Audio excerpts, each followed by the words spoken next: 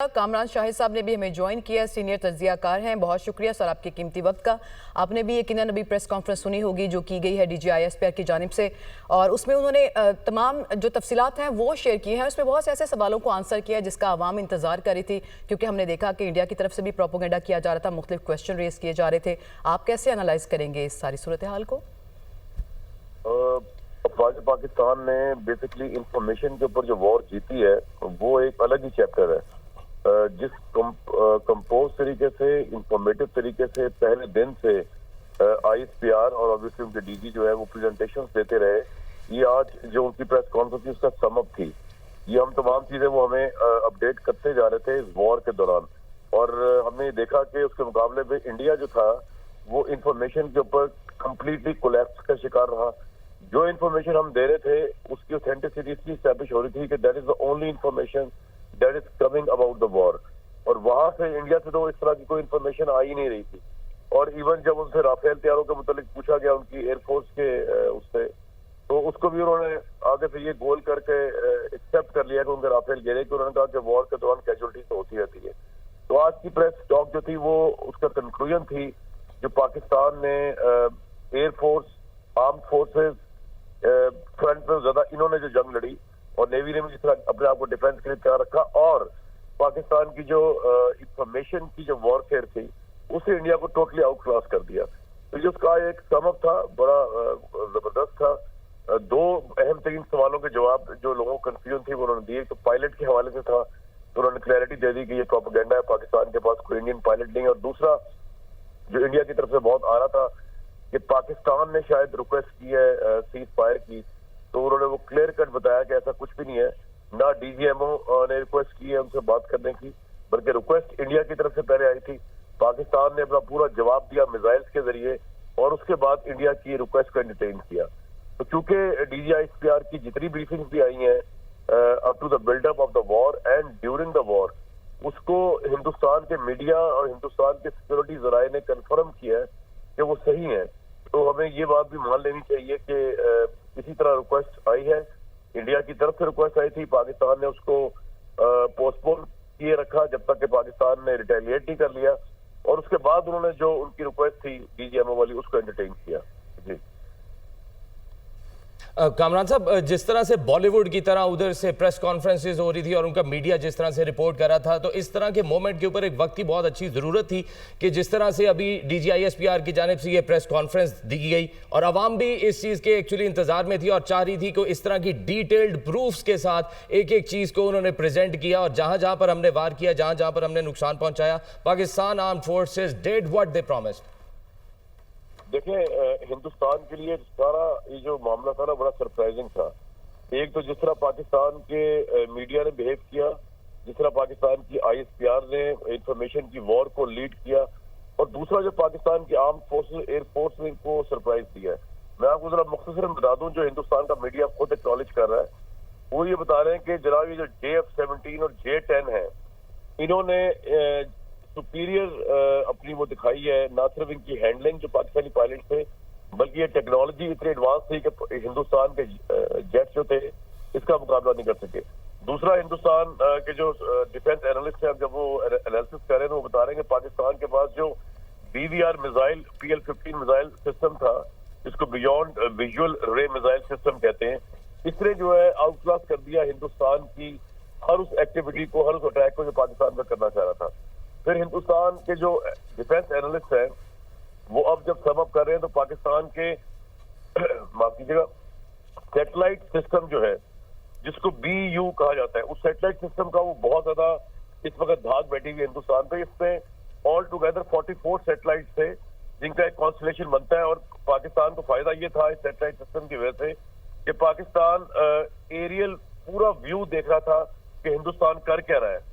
पाकिस्तान को पूरी एक्सेस थी हिंदुस्तान के जेट्स की और हिंदुस्तान के एक्शंस की। ये वो चीजें जिन्होंने फिर airborne early warning and control fighter जो थे हमारे पास, ये कोई लगभग 9 के करीब थे। इन फाइटर्स का जो है ट्रैकिंग सिस्टम, टारगेट की आइडेंटिफिकेशन, ये वो चीजें थी जो हिंदुस्तान शॉक हो गया देख के पाकिस्तान ने जो एग्जिबिट किया है। और इसी तरह last but not the least, electronic warfare में पाकिस्तान ने को उड़ा के रख दिया। अब इलेक्ट्रॉनिक वॉरफेयर ये होता है कि जी पाकिस्तान ने दुश्मन की कम्युनिकेशन को जैम करने की सलाहियत भी थी और दुश्मन की कम्युनिकेशन को सुनने की सलाहियत भी थी। ये सुनने वाली सलाहियत जो होती है इसको सिग्नल इंटेलिजेंस कहते हैं। तो पाकिस्तान ने जब वो सुनाया, आपको याद होगा अभी इससे पिछली जो प्रेस टॉक हुई ड्यूरिंग द कॉम्बैट, तो एयरफोर्स के जो रिप्रेजेंटेटिव आए हुए थे उन्होंने इंडियन पायलट की टॉक सुनवाई। तो पाकिस्तान के पास ये जो सिग्नल की सुपीरियरिटी थी, जिसमें उनका कम्युनिकेशन लॉकडाउन किया उन्होंने, उनकी गुफ्तगू भी सुनी और उस गुफ्तगू के हिसाब से फिर एक्शन भी किया। ये चीजें हिंदुस्तान के लिए इतनी शॉकिंग है कि मेरा ख्याल है काफी अच्छा लगेगा उनको एब्जॉर्ब करने में। और अब उनको नई जंग की प्रिपरेशन के लिए ये पाकिस्तान ने डोज दी है, पाकिस्तान के मिसाइल्स ने, पाकिस्तान की ISPR ने, पाकिस्तान की फिजाइया ने, अब उनको काफी अच्छा लगेगा दोबारा ये सोचने के लिए भी कि भी पाकिस्तान से जंग करनी है तो पहले इन चीजों को आउट क्लास करना पड़ेगा, वरना वैसी ही बेइज्जती होगी जैसे कि अभी हिंदुस्तान की हुई है, उनकी आर्म फोर्सेस की हुई है due to Mister Modi's war hysteric approach. सही। कमल साहब, अभी जब हमारे ऑफिसर्स बात कर रहे थे उन्होंने बड़ी खूबसूरती से ये बताया कि we acted jointly like one body. सिर्फ अपनी बात नहीं की उन्होंने फोर्सेस की, साथ ही साथ उन्होंने इसका जो क्रेडिट है वो हमारी जो सिविल लीडरशिप है उसको भी दिया, उनका शुक्रिया भी अदा किया, अवाम का भी तस्करा किया कि किस तरह से सब मिलके इस सारी सूरत हाल में खड़े हुए। तो आप समझते हैं कि ये ब्लेसिंग इन ए डिस्गाइज हम इसको कह सकते हैं कि जिस यूनिटी की हमें जरूरत थी वो इसके बाद हमें देखने को मिली? खैर लीडरशिप तो मिलिट्री ने दिखाई अपनी, और बाकी पाकिस्तान की जो अवाम है उसने हमारे लिए जो बड़ी अच्छी खबर निकली है इस जंग में से कि जो ये सोचा जा रहा था कि पाकिस्तान की अवाम का कुछ डिस्कनेक्ट हो गया आर्म फोर्सेस के साथ। आपने कल देखा सियालकोट में, लाहौर में, पूरे पाकिस्तान में जिस तरह लोगों ने अफवाज पाकिस्तान पे फूल निछावर किए, जिस तरह DGISPR की प्रेस टॉक जो थी पाकिस्तान के मुख्तलिफ शहरों में जिस इनामात से और जिस खुशी से सुनी गई, जिस वक्त को वेलकम किया गया, जिस तरह क्रिकेट मैचेस के वक्त इंटरेस्ट होता है वैसे ही लोग देख रहे थे, खुद स्क्रीन लगा के देख रहे थे, उनको कोई इम्पोज। तो इस जंग से जो सबसे अच्छी चीज निकली है कि पाकिस्तान के अवाम के मुतालिक जो एक वो था कि यार शायद थोड़ा डिस्कनेक्ट हो चुका है अफवाज पाकिस्तान से,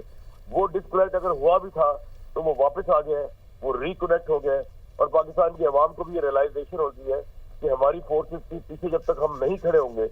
पाकिस्तान की अवाम खड़ी नहीं होगी, ये डिस्कंटेंट खत्म नहीं होगा, तब तक हम जीत के भी नहीं जीत सकते।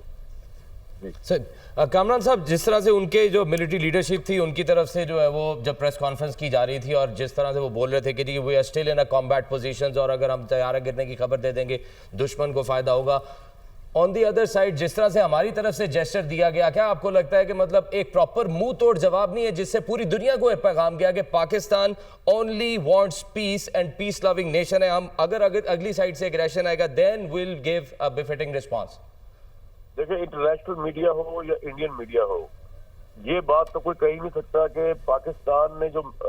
अटैक किया है उससे सिविलियन कैजुअलिटीज हुई है। एक वो राजकुमार साहब इस दुनिया से गए हैं जो उनको कहा जा रहा था पता नहीं एडिशनल या डिप्टी कमिश्नर थे,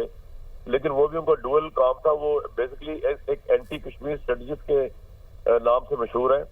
बाकी तो आप देखें ना कि पाकिस्तान ने भरपूर हमला किया, लेकिन हमला क्या किया, उन्होंने उनके स्ट्रेटेजिक एयर बेसिस को उड़ाया,